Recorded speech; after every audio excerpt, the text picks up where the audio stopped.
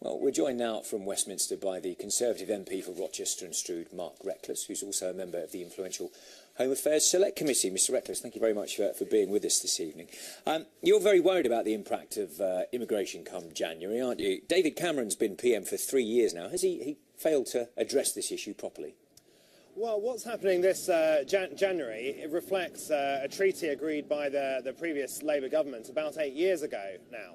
And what that agreed is that Romania and Bulgaria would join the EU in 2007, and we would have transitional controls just to the end of this year, 2013, and then we'd have to open the doors to any Romanian or Bulgarian to work in the UK. So what the government is doing is following through on what Labour agreed and the changes to EU law they made, although MPs like me would like to see us just extend those transitional controls, whether the EU likes it or not. New migrants won't be able to claim benefits for the first 3 months when they come over. You think that's too little too late then?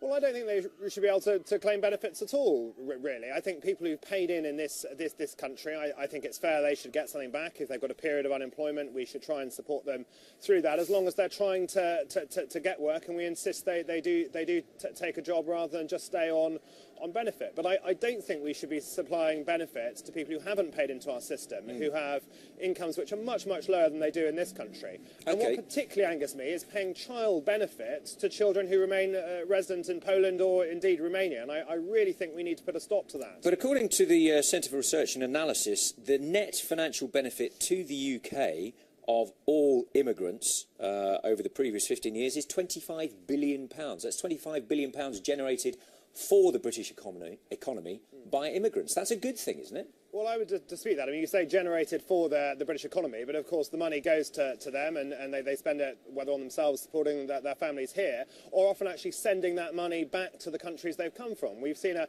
real influx of people from southern Europe, given the economic problems because of the euro there, and a lot of that money gets sent back to families in those areas. And rather than people from Kent getting those jobs, it's people coming in, and obviously if they will work harder for less wages, employers will like that. But I think we should really support our young people here to help them into jobs, and frankly it's our decision. We should control our borders rather than allowing the European Union to do that for us, and I just believe we'd be better off as an independent country controlling our own borders.